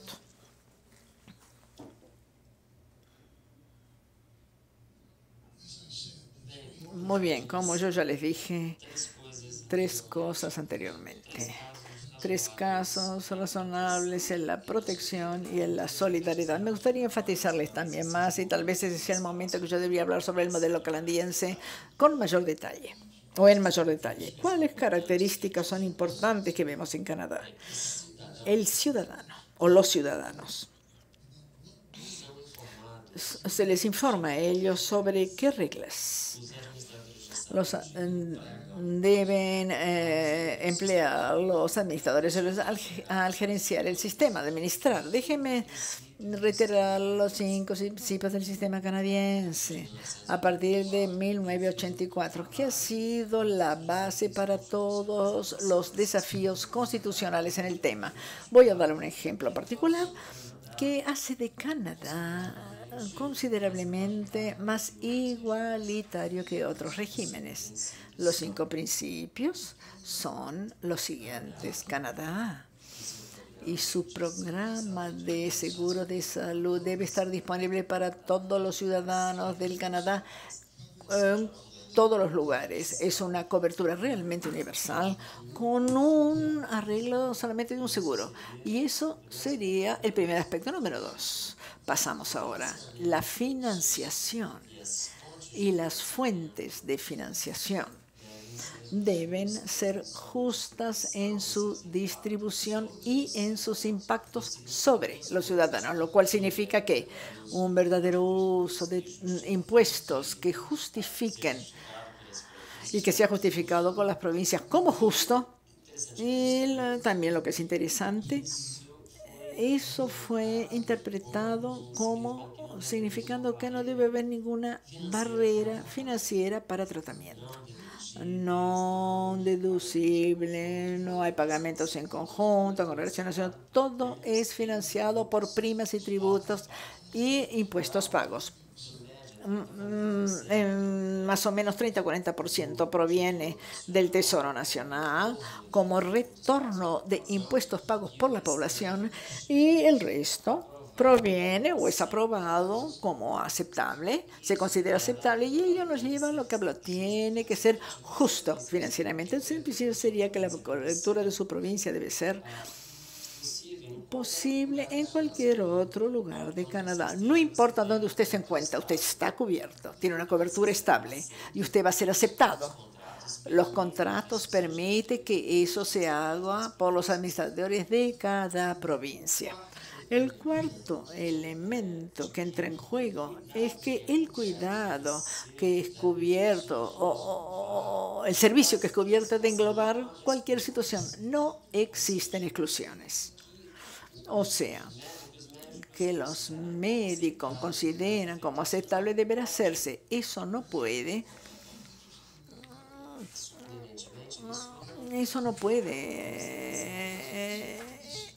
Presten atención, no es permitido, no se puede permitir que a través del seguro privado se tenga una cobertura adicional para el público y eso expresa un compromiso extraordinario con el bienestar, previniendo así el pedido de que algo más resulte necesario o dando la posibilidad de usted quebrar la fila o pasarse la fila.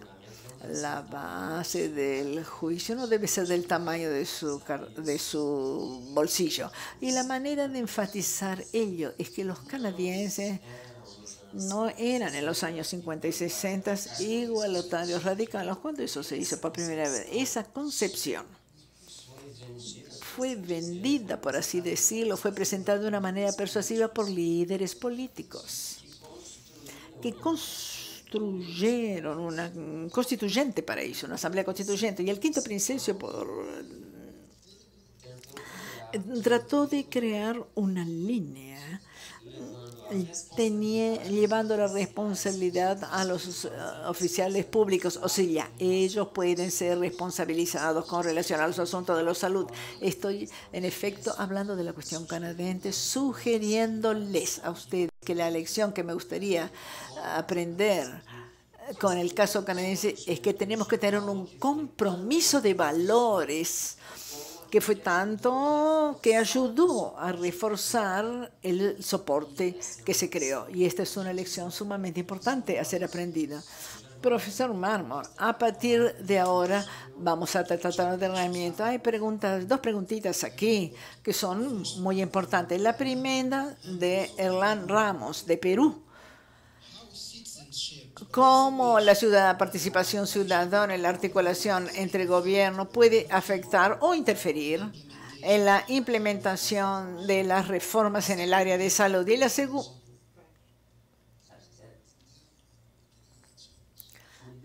por favor, Hernán Ramos. La primera parte de la pregunta, le dice el doctor, a pesar de que no está en él. ¿Cómo la participación ciudadana y la articulación entre gobierno puede afectar o interferir en la implementación de la reforma a la salud?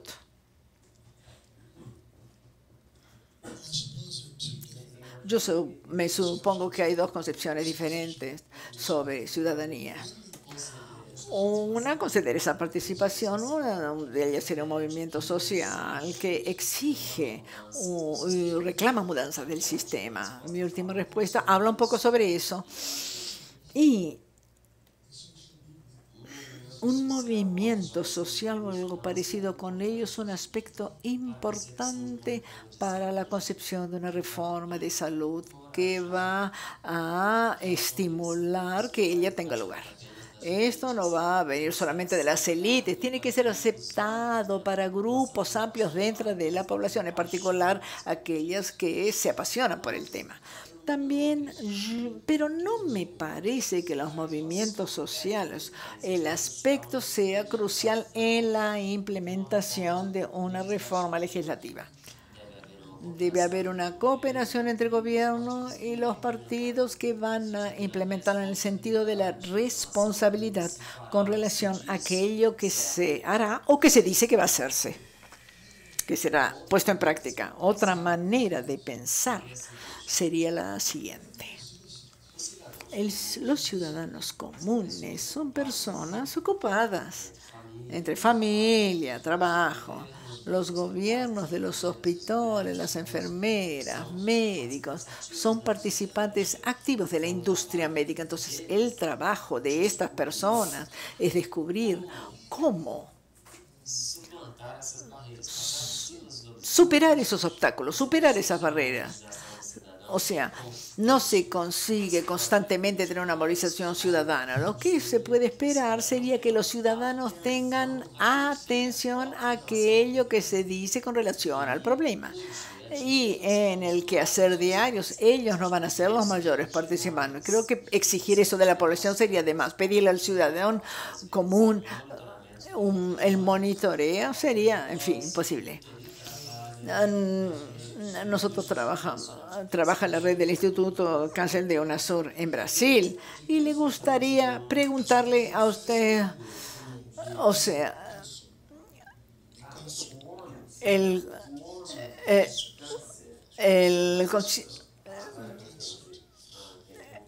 concierto en todo el mundo. El modelo actual no podrá brindar servicios y tratamiento y tratar a todas las personas que necesitan ese tipo de tratamiento. ¿Cómo usted ve este gran desafío para todos los sistemas de salud, y que incluyendo aquellos en los países desarrollados, a fin de que puedan enfrentar esta cuestión? Cáncer está aumentando también muchísimo como causa de muerte. Y el envejecimiento es lo que está pasando en muchas sociedades. Y por tuvimos el aumento de los casos de cáncer, los principios.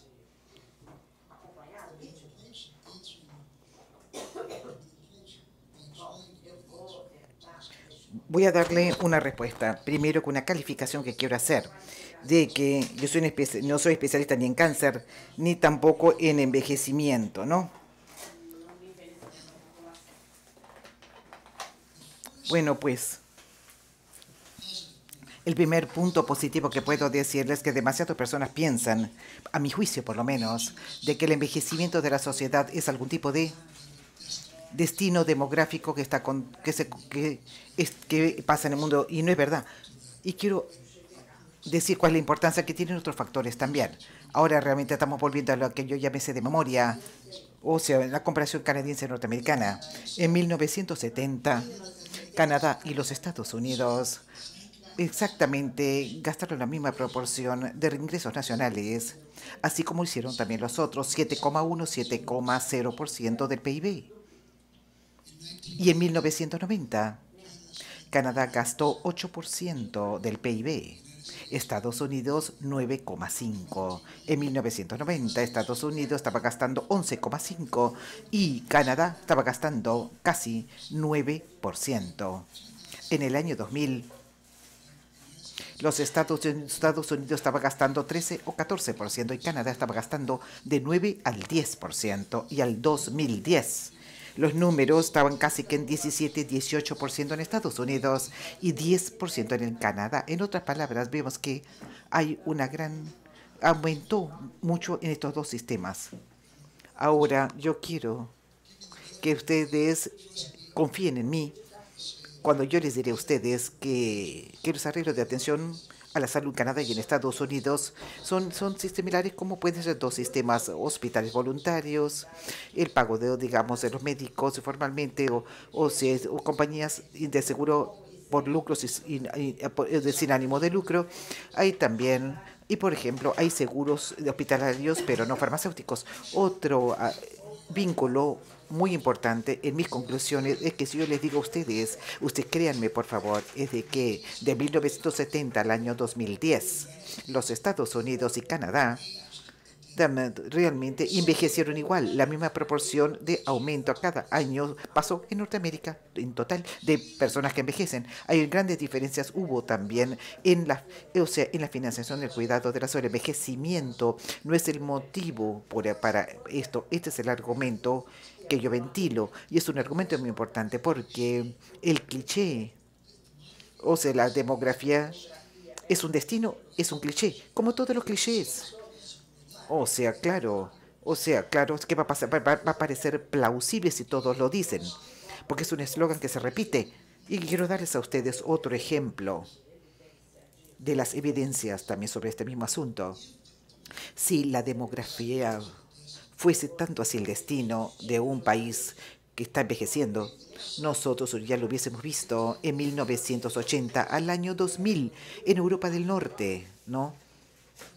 Por ejemplo, y también en Escandinavia hubiésemos visto grandes transformaciones también en el sistema de atención médica, porque fue en ese periodo de que comenzó el envejecimiento que Estados Unidos no iba a ver hasta el año 2020 como proporción de la población. Hay un aumento del 50% en la proporción de más de 65 años de edad. Entonces, por estos motivos, yo podría continuar, pero alguien está mirando su reloj y yo no sé cuánto dura este programa. Tenemos algunas preguntas más de la Internet, ¿no? ¿Hay alguna autoridad regulatoria? ¿Quién está controlando el tiempo? ¿Cuántas preguntas me pueden hacer? Nadie está controlando nada, ni las preguntas, ni nada. Carlos, déjame que yo pare para que tome un traguito de agua, por favor. Sí, un minutito, porque ya tengo la garganta seca de tanto hablar. La primera pregunta es una pregunta muy importante en la actualidad. El mercado de la salud y del seguro privado en Estados Unidos se está fortaleciendo.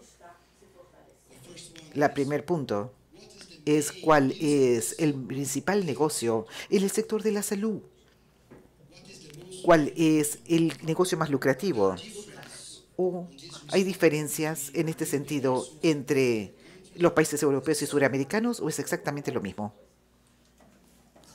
Bueno, la última parte de la pregunta supone que yo sepa más de lo que sé sobre Sudamérica, pero tanto no sea así.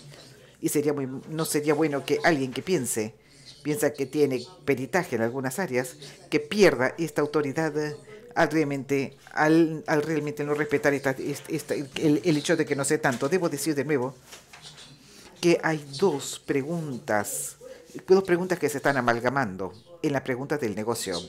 Para preguntar en qué negocio uno está, puede llevarnos a contestar: yo estoy en el negocio de entregas de atención a la salud, o en el negocio de investigación o estamos hablando de investigación médica. Esta es mi actividad y mi ocupación. No es lo que da la brecha, básicamente, entre causas e ingresos.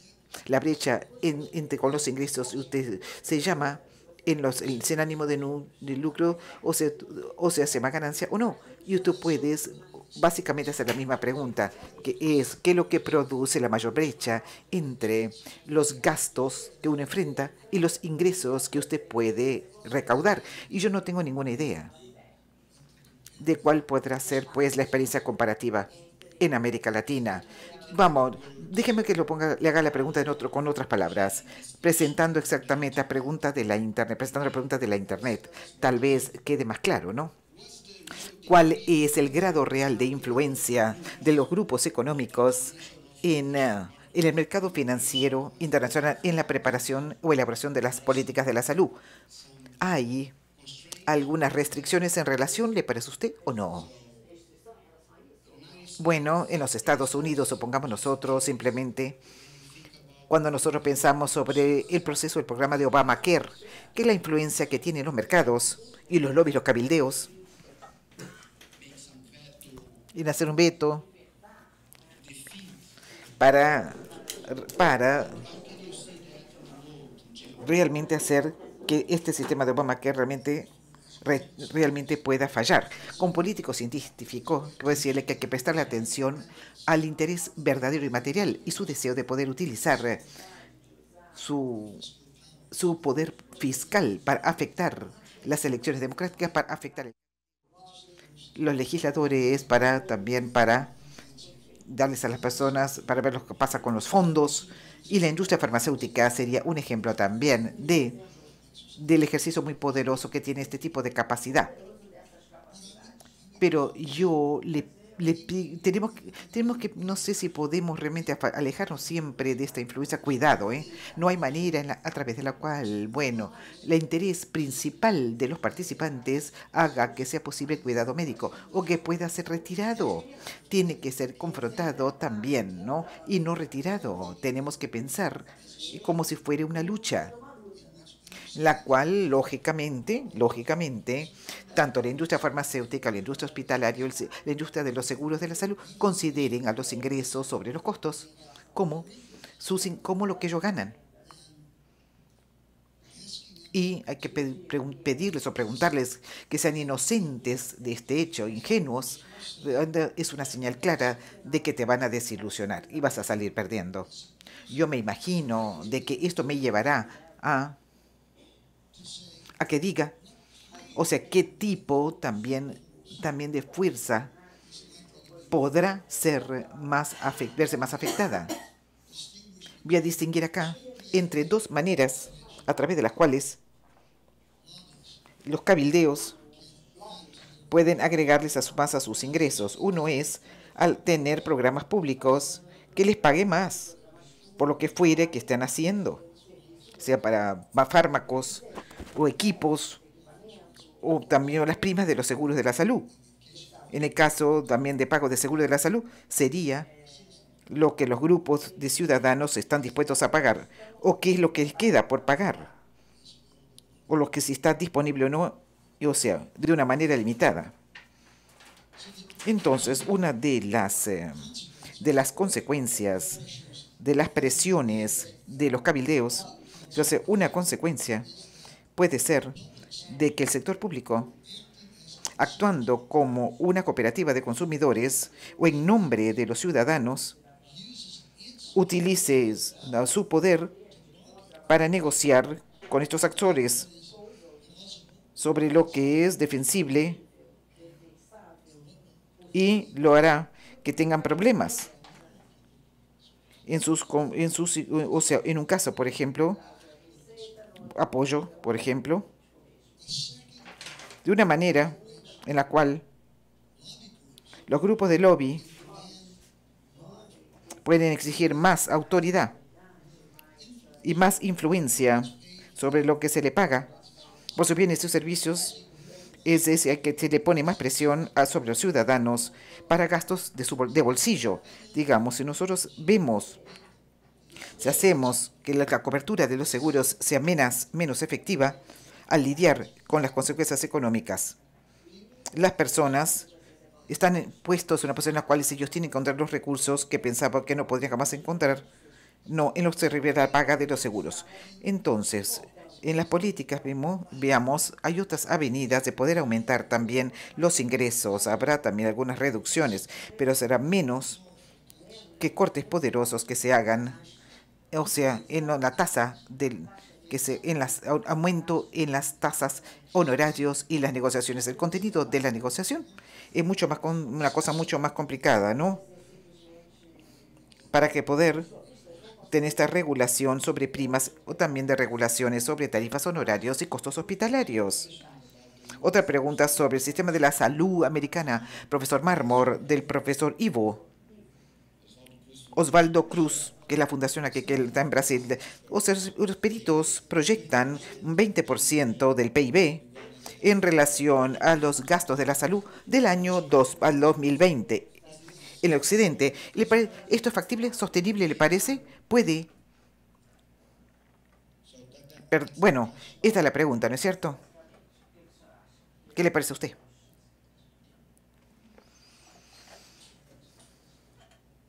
A ver, el doctor quiere tomar un poquito más de agua porque está un poquito cansado. Es una necesidad médica, ¿no? Digo que lo necesito, mi cuerpo me lo pide, es una necesidad de mi organismo tomarme un poco de agua. Bueno, sigo. Este es el tipo de pregunta que me hacen cada vez que yo hago una charla en los Estados Unidos. Siempre me preguntan lo mismo. Y me quedan 10 minutitos, ¿no? Dice el cartel.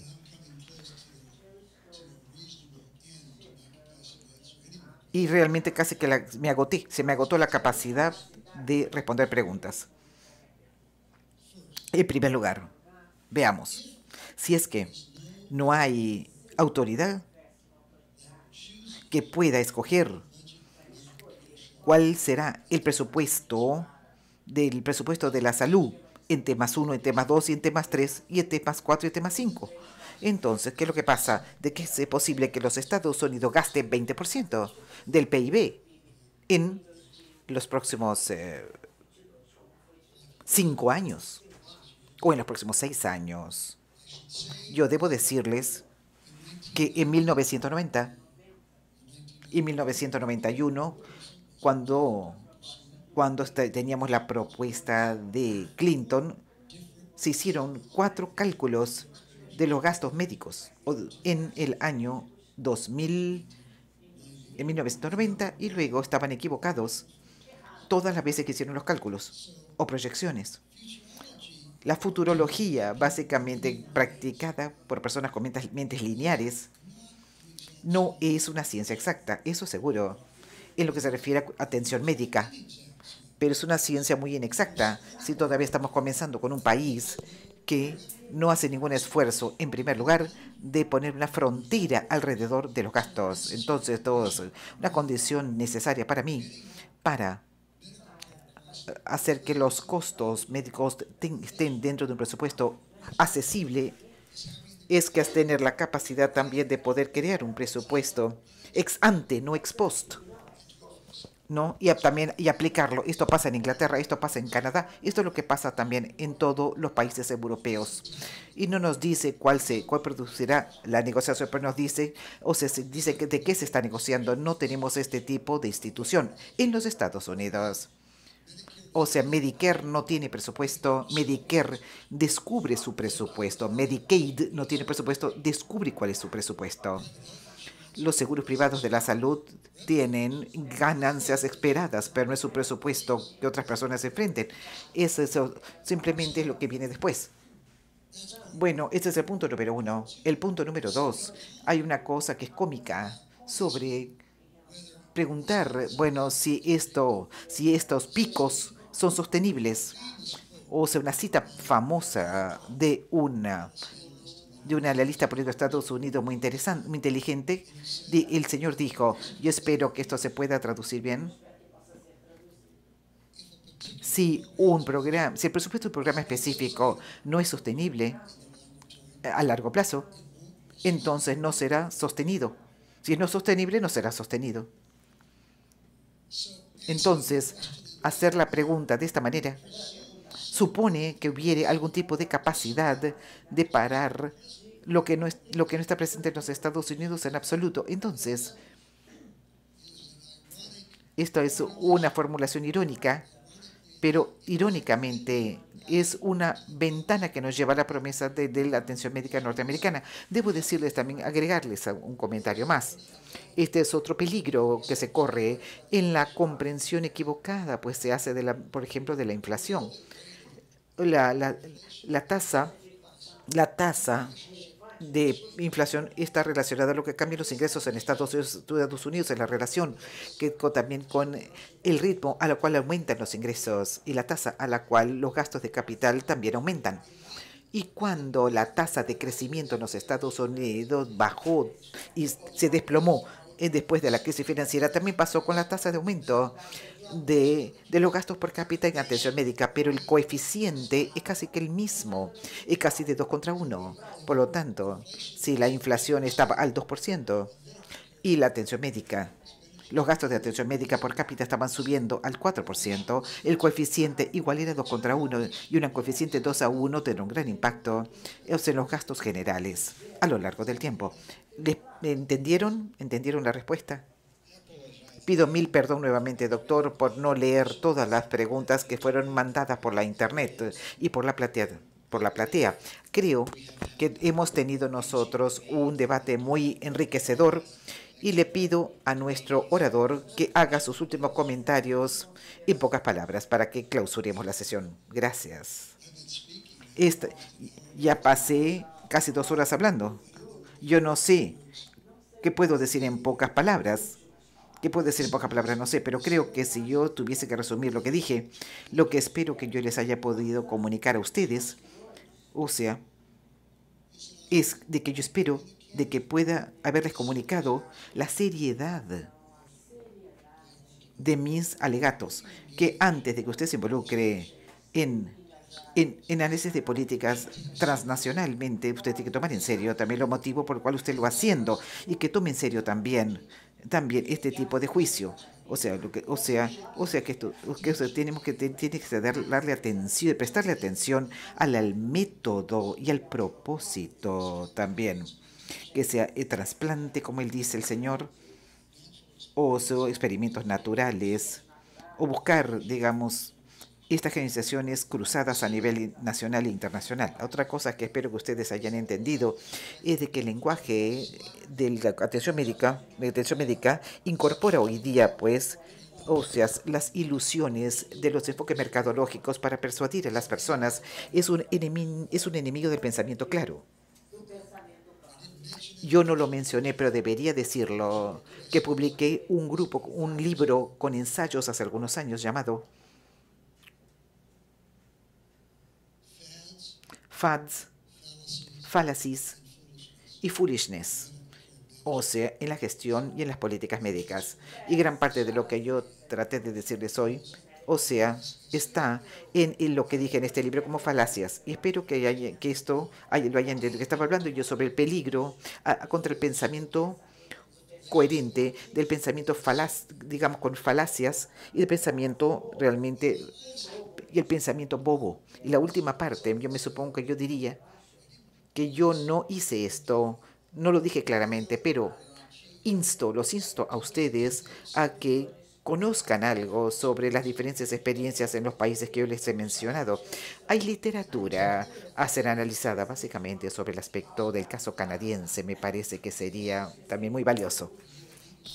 A fin de que ustedes puedan comprender estos compromisos relativamente simples y claros. Carlos les va a decir cómo poder obtener el libro que está ahí y ustedes podrán, algunos de ustedes, naturalmente, algunas personas pueden ser los sociales determinantes de la salud, del capítulo 8, que tienen algunos casos líderes, pero ustedes podrán encontrarlo fácilmente. Si yo sigo hablando, me voy a quedar sin más. Muchas gracias por su atención durante estas palabras.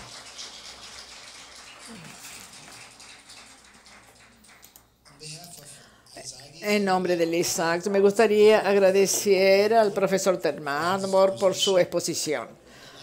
En los próximos 2 días vamos a dar continuidad a la realización del taller Fortalecer el Estado, regular el mercado, desafío de los sistemas nacionales de salud de UNASUR, con la participación de representantes de los Ministerios de Salud de las 12 naciones suramericanas. Muchas gracias a todos los que nos vieron y enviaron sus preguntas. Pronto, la síntesis de las discusiones y los vídeos de esta conferencia y de las otras presentaciones estarán disponibles en nuestro sitio web en www.isaacs-unasur.org. Muchísimas gracias.